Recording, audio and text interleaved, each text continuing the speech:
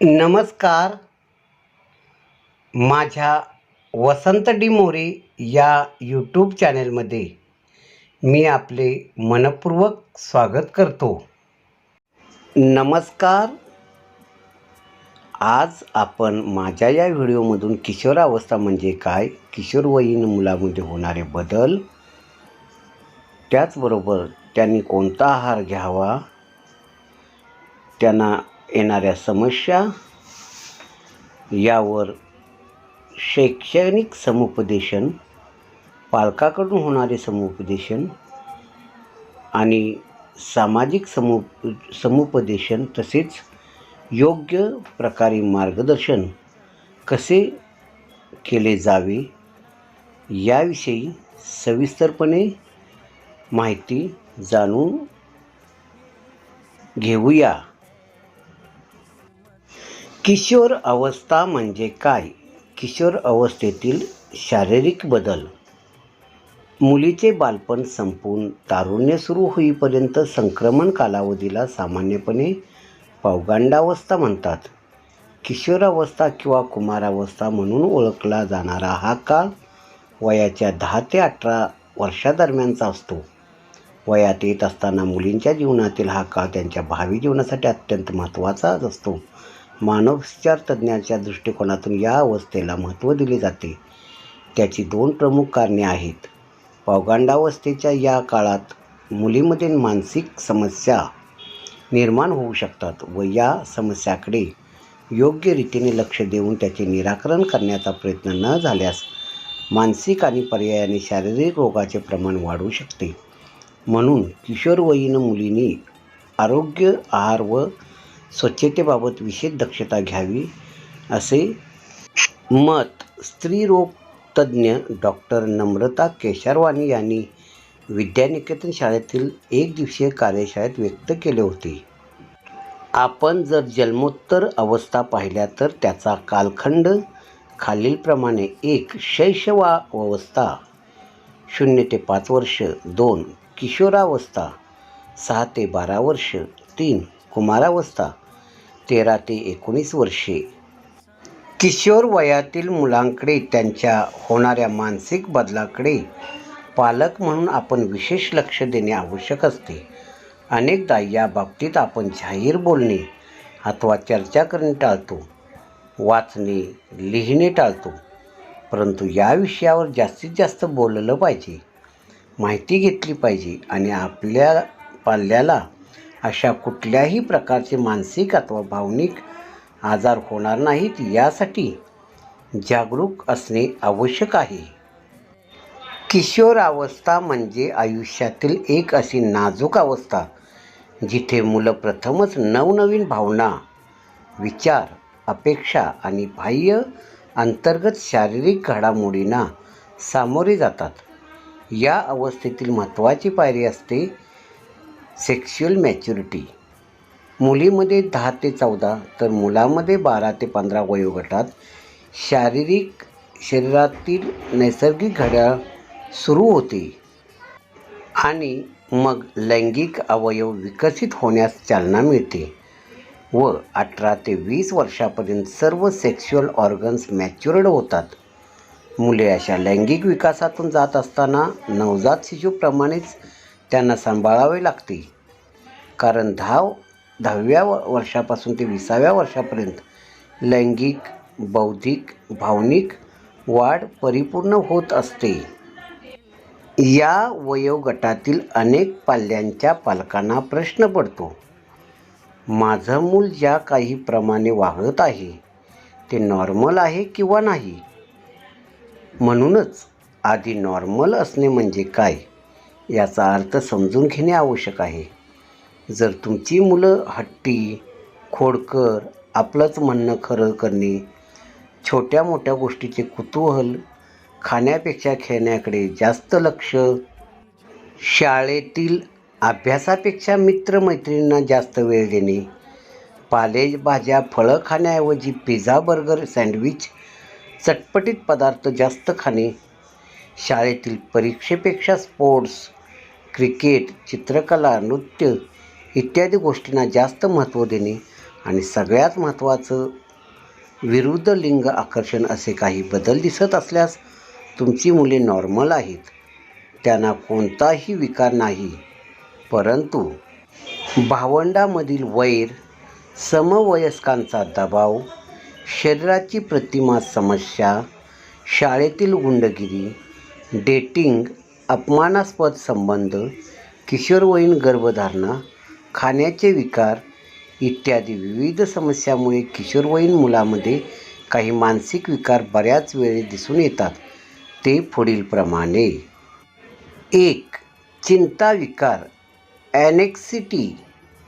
प्रत्येक छोट्या छोट्या गोष्टीचा अतिविचार व चिंता, नकारात्मक विचार, 4 लोकांमध्ये जाण्याची भीती आणि यासोबतच हृदयाचे जलद ठोके, हातापायाला थंड घाम, पोटात कासावीस होणे, हातपाय थरथरणे, चक्कर येणे, जीव घाबराघुबरा होणे, डोळ्यासमोर अंधारी इत्यादी शारीरिक लक्षणेसुद्धा दिसून येतात. जी मुले मूलतःच लाजाळू, भिडस्त असतात अशामध्ये हा विकार लवकर दिसून येतो. तर काही मुले आयुष्यातील काही अनुभवामुळे अशी बनतात. मुलांना आपण स्वतः दोषी असल्याची भावना मनात खदखदत असते आणि आता आपल्या जगण्याला काहीच अर्थ नाही, जगण्याचा हक्क नाही, मृत्यू हा एकमेव मार्ग असे विकार घोंगावत राहतात. बऱ्याचदा याचे कारण शोधून काढणे अवघडच जाते. परंतु येथे कौटुंबिक इतिहासही तेवढाच महत्त्वाचा असतो. 2. Mood disorder. यामध्ये समायोजन विकार आणि नैराश्य दिसून येते. समायोजन विकार म्हणजे जिथे मुले बऱ्याच वेळेस परिस्थितीशी जुळवाजुळव करून घेण्यास नाकारतात. त्यामुळे कमकुवत नातीसंबंधी कौटुंबिक प्रतिकूलता, क्षुल्लक गोष्टीवरून आक्रमक होणे, इतर मुलांशी खेळणे अवघड जाणे आणि कमजोर आकलन शक्ती दिसून येते. तर नैराश्यामध्ये मुलांचा साधारणतपणे सर्वच क्रियांमधील आवड, रस, गोडी कमी होत जाते. 3. अवधान अस्थिरता आणि अतिचंचलता अवस्था, ADHD.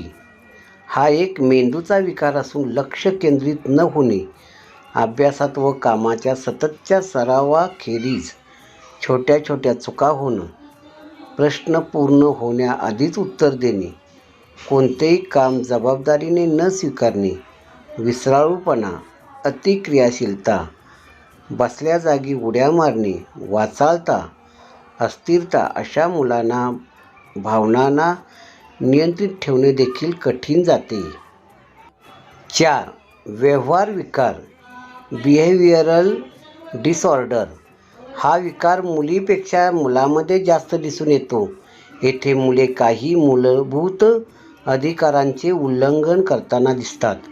मारामारी, धमकावणे, चोऱ्या-माऱ्या, लैंगिकदृष्ट्या गैरव्यवहार, शाळा या कार्यक्षेत्रात गैरव्यवहार या वर्तणुकीमुळे बलात्कार, किशोरवयीन गर्भधारणा, लैंगिक संसर्गाचा रोग अशा समस्या देखील उभ्या राहतात. तर काही मुले अतिशय उर्मट, लबाडी करणे, त्यांच्या चुकासाठी दरवेळेस इतरांना कारणीभूत ठरवणे, प्रत्येक लहान मोठ्यांशी भांडणतंटे करणे असे दिसून आल्यास याकडे दुर्लक्ष करू नये.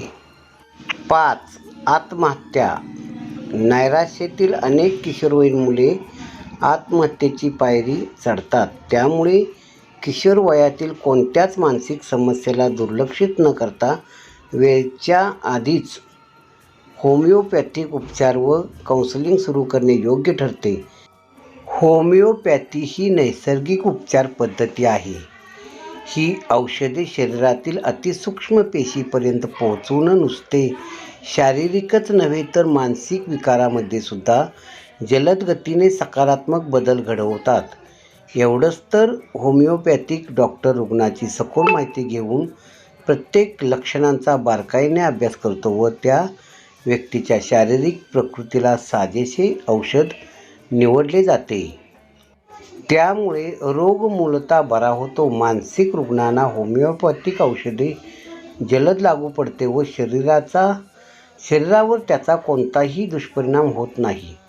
रुग्ण या औषधांच्या अधीन न जाता मानसिक आणि भावनिकदृष्ट्या सक्षम बनतो. मुलांमध्ये मनोविकार आढळल्यास सर्वांगीण विकासासाठी मुलांना योग्य तो आहार, व्यायाम, योगासने व ध्यान याबाबतीत जागृत करावे.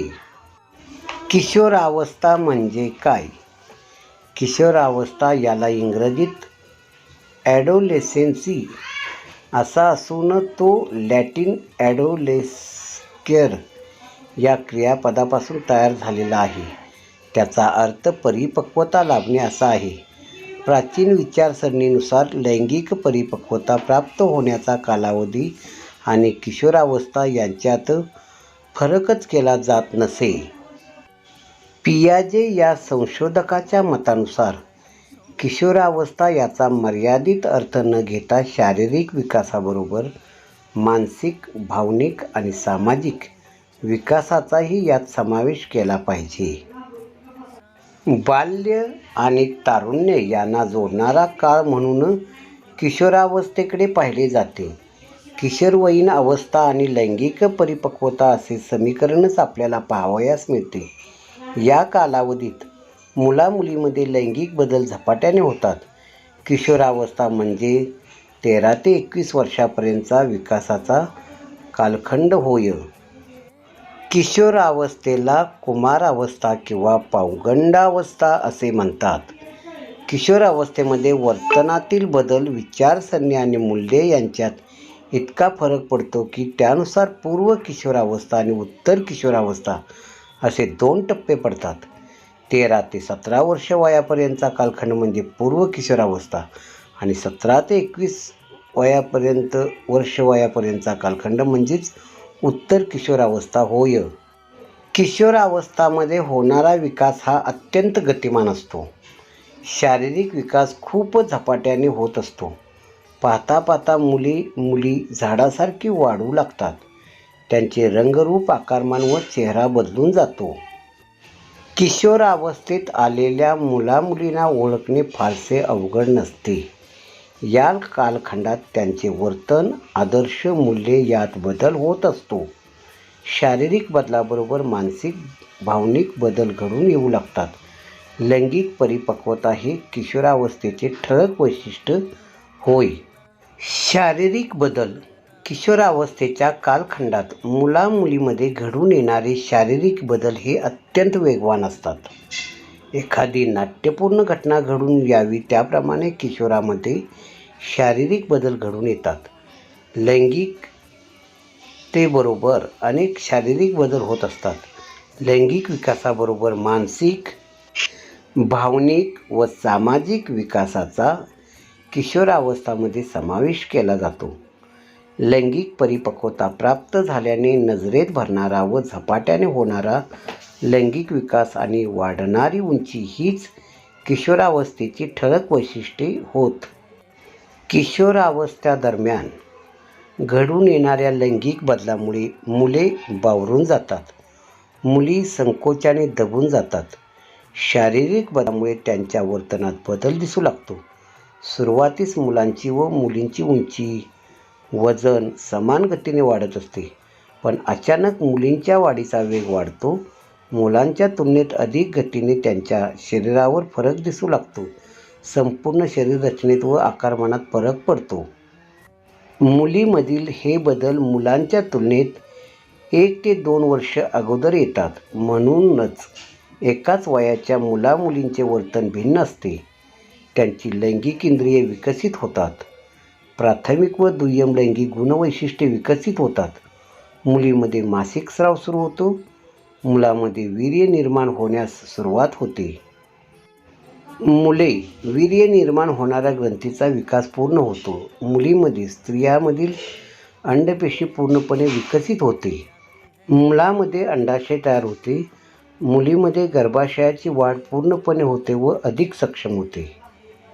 मुलामध्ये वीर्यवाहक नलिकेचा विकास पूर्ण होतो. वीर्यपतनास सुरुवात होते. तर मुलीमध्ये जननेंद्रिये पूर्णपणे विकसित होऊन प्रजननास योग्य बनते. दुय्यम लक्षणे: मुले काखेमध्ये व शिश्नाभोवती केस येऊ लागतात. मुलीमध्ये स्तनाचा आकार मोठा होतो. मुलामध्ये दाढी मिशा येऊ लागतात. आवाजात बदल होतो. मुलीमध्ये काखेमध्ये व जांघेमध्ये केस येतात. आवाजात बदल होतो. मुलांच्यामध्ये आवाज अधिक मोठा व गोगरा होतो. मुलींच्यामध्ये नितंबाची गोलाई वाढते व त्याच्या आकारमानात बदल होतो. मुलामध्ये त्वचा राठ व जाड बनते. बाल्यावस्थेतील त्वचेचा मुलायमपणा निघून जातो. हातापायावर केस येतात. मुलीमध्ये बाल्यावस्थेतील आवाजांच्या तुलनेत हा आवाज अधिक मोठा होतो. मुलामध्ये छाती रुंद होते. खांदे रुंद होतात. धडाचा आकारमान वाढते. मुलीमध्ये बदल: त्वचा पातळ व मुलायम बनते. रंग उजाळतो व तारुण्याची सर्व लक्षणे दिसू लागतात. या दरम्यान किशोरवयीन मुलामुलींच्या शरीर रचनेमध्ये खूप मोठे बदल दिसून येतात. उंची व वजनामध्ये एकदम वाढ झाल्याचे आढळते. सुरुवातीस मुलांच्या तुलनेत मुलींची उंची अधिक असते. पुढे पुढे मात्र मुलांच्या उंचीचा वेग वाढतो आणि त्याच वयाच्या मुलींच्या तुलनेत मुलांची उंची अधिक आढळते. मात्र नंतर जेव्हा 14 वर्षाचे वय होताच हा क्रम आणि वेग बदलतो. मुलांचे वजन मुलीपेक्षा जास्त असल्याचे आढळते. सर्वसाधारणपणे मुलीमध्ये उंची आणि वजन यांचा विकास हा मुलांच्या तुलनेत 2 वर्ष अगोदर होतो. वाढत्या वयानुसार शारीरिक विकासाचा परिणाम म्हणून मुलामुलींच्या शरीरभर वरीलप्रमाणे खाणाखुणा किंवा चिन्हे दिसू लागतात. शरीरामध्ये विकास स्रावाच्या संप्रेरकाच्या निर्मितीस प्रारंभ झाल्याबरोबर मुलींची शरीररचना एकदम बदलते. त्यांचे वजन वाढते. अंडपेशीची वाढ पूर्ण होऊन त्यातून एस्ट्रोजन नावाचे संप्रेरक निर्माण केले जाते. मुलामधील रेतपेशीची वाढ पूर्ण होऊन त्यातून अँड्रोजेन व टेस्टोस्टेरॉन ही संप्रेरके निर्माण केली जातात.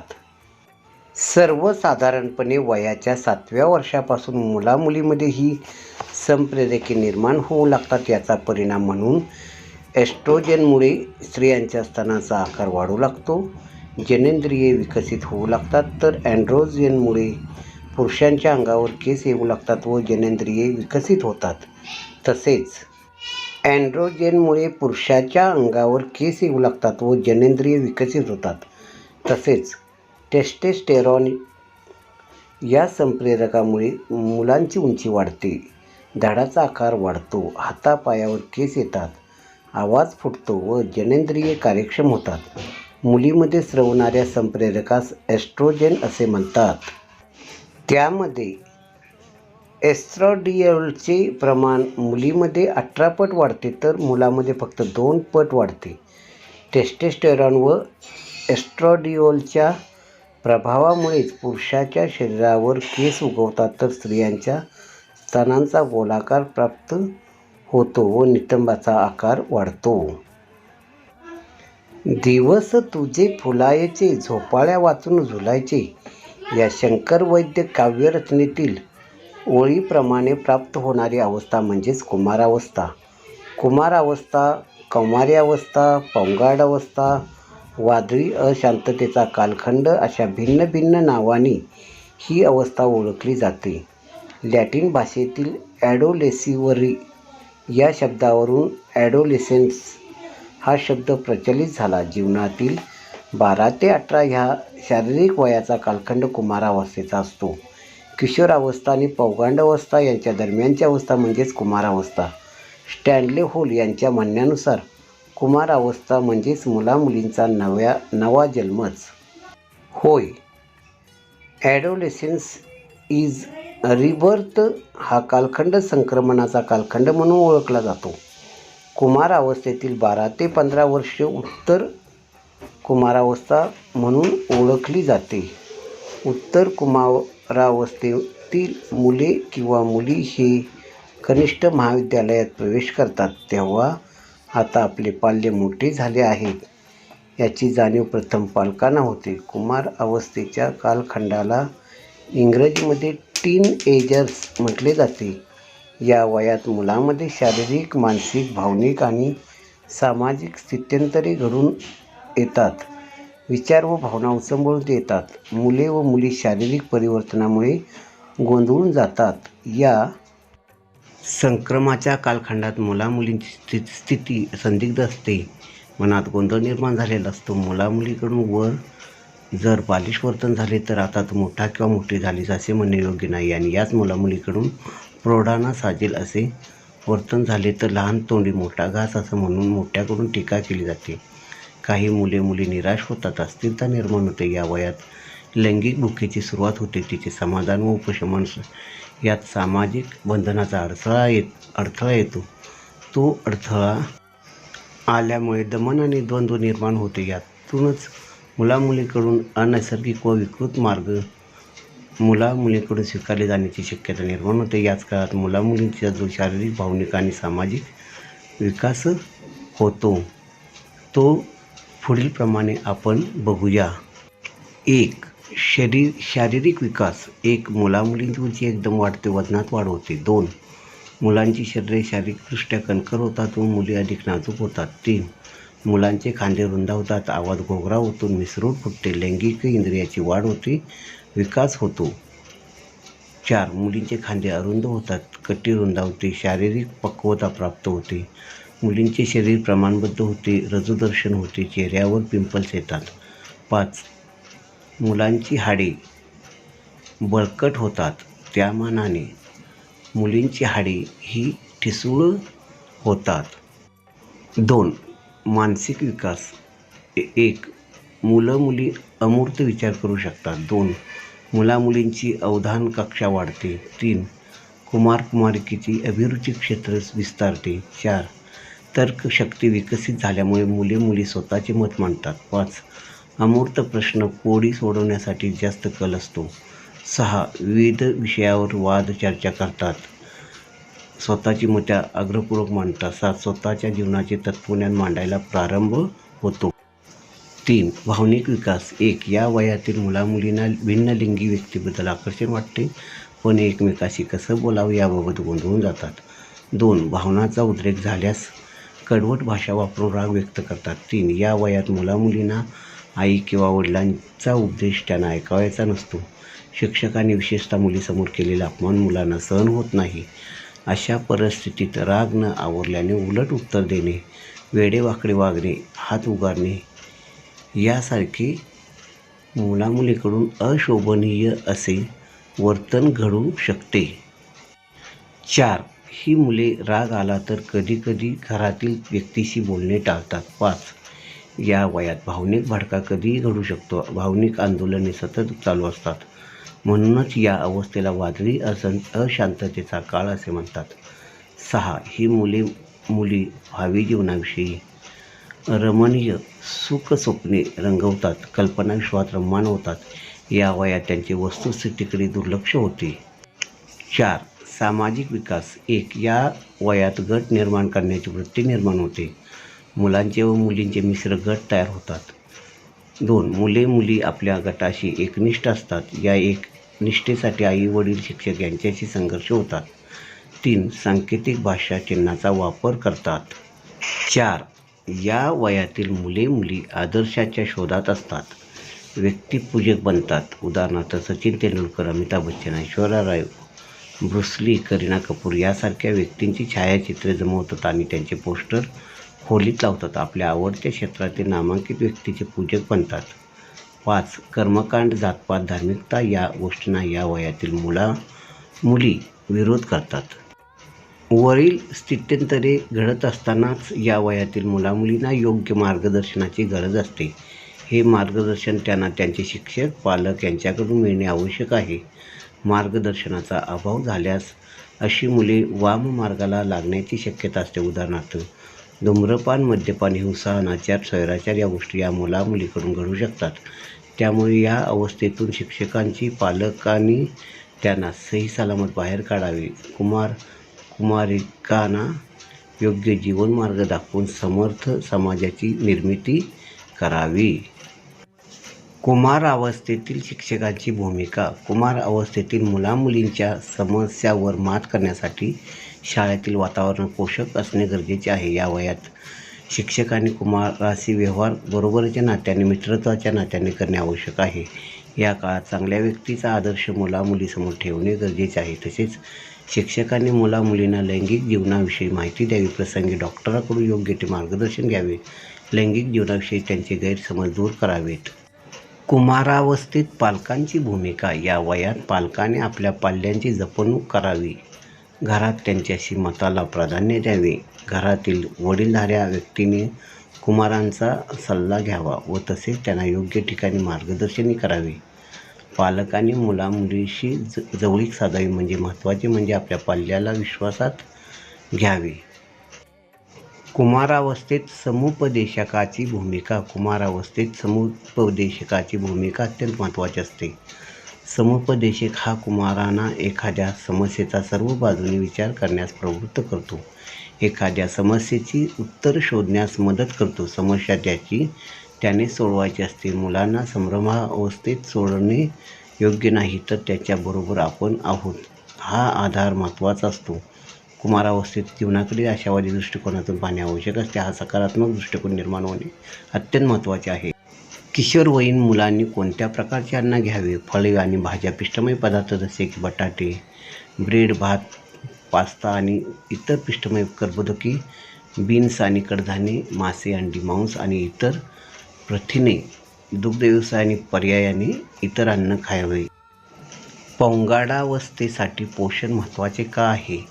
बालपण आणि पौगंडावस्थेतील वाढ अयशस्वी होणे आणि सूक्ष्म अन्नद्रव्यांची अपुरीता वाढीस विलंब करू शकते आणि प्रौढावस्थेत जुनाट आजारांचा उच्च धोका निर्माण होऊ शकतो. पौगंडावस्थेमध्ये वाढीसह वाढ होते आणि ज्यामुळे मॅक्रोन्यूट्रियन्ट्स आणि मायक्रोन्यूट्रियन्ट्स दोन्हीची आवश्यकता वाढते. पौगंडावस्थेमध्ये आहार नियंत्रणात कोणते बदल होतात? किशोरवयीन मुले अधिक स्वतंत्र होत आहेत आणि स्वतःहून अनेक निर्णय घेत आहेत. बऱ्याच किशोरवयीन मुलांची वाढते आणि भूक वाढते आणि त्यांच्या गरजा पूर्ण करण्यासाठी त्यांना निरोगी पदार्थांची आवश्यकता असते. किशोरवयीन मुलामध्ये लहान मुलापेक्षा घरापासून दूर जास्त जेवण खाण्याची प्रवृत्ती असते. ते त्यांच्या समवयस्कावरही खूप प्रभावित आहे. माझा हा व्हिडिओ आवडला असल्यास लाईक करा आणि सबस्क्राईब